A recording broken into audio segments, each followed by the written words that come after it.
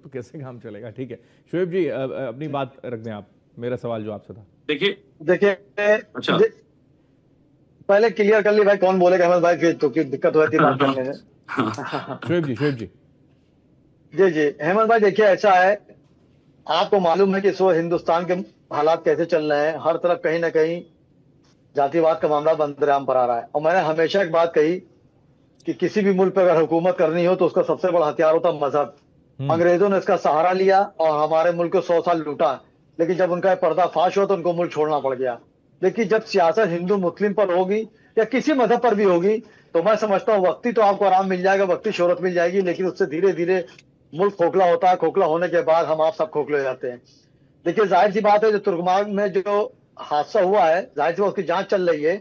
मेरी हमेशा गुजारिश रही, दिल्ली की वजीर आला से गुजारिश रही और वहां के मुल्क के वजीर आजम से भी गुजारिश है, निष्पक्ष जांच होनी चाहिए। और जी। जाहिर सी बात, सत्ती शोहरत पाने के लिए कभी कभी जुमले ऐसे कर दिए जाते हैं कि पिक्चर आने में कोई बात हो जाए। जैसे मैं मुल्क के वजीर आजम नरेंद्र मोदी जी हैं, अगर मैं उनकी मुखालफत आपको चैनल कर दूं तो उनकी शख्सियत में तो इजाफा नहीं होगा, लेकिन मुझको लोग दुनिया जान जाएगी शोएब सिद्दीकी कौन है।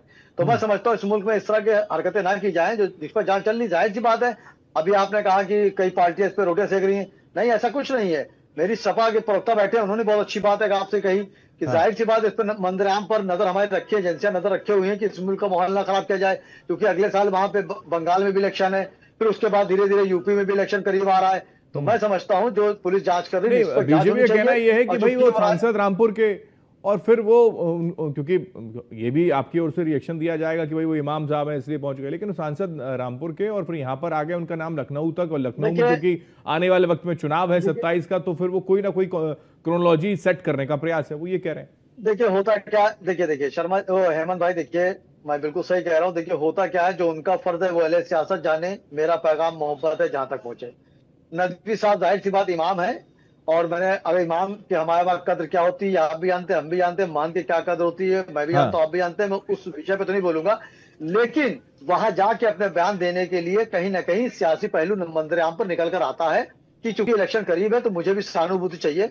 और हेमंत भाई, एक हमेशा एक बात रही कि मुसलमान हमेशा जो है, आप देखिए, हमेशा यूज किया गया। 47 से क्या तक हर पार्टी ने कम कहीं ज्यादा यूज किया गया, और जब ओके। वो हुकूमत में आया तो उनकी बरादरी के लोगों मलाई खाई। मैंने हमेशा मुसलमानों से एक बात कही कि खाना बनो, खाने में तुम तेज पत्ता बनो, यानी कि और तुम इस तेज इस पत्ता बन इस रहे हो, नहीं इस तुम नमक बनो। खबर को मैंने लेकर सुन भी, लिया, इस तेज मामले को पत्ता बन लेकर जा भी रहा हो, आपको लगता है नमक बनो, कि फिर तो निकाल मुसलमानों ना का पाए। इस्तेमाल करने का प्रयास किया जा रहा है और राजनीतिक रोटी सेकने की जी कोशिश की जा रही है आने वाले बिल्कुल वक्त में बिल्कुल चुनाव के सही कह लिहाज से। रहे हैं, हेमचंद जी बिल्कुल अपनी सही बात कह पूरी रहे कर हैं। लें, फिर मुसलमानों मैं से आ रहा हूं। इस्तेमाल किया गया है। बिल्कुल मैं कहता नमक बनो, तुम तेज पत्ता बिल्कुल, बने जा रहे हो, सीताराम जी उसके बाद। खाना ओके निकाले फिर भी आ हेमचंद रहे जी, हो, आवाज आ रही है कैसे काम सर? चलेगा?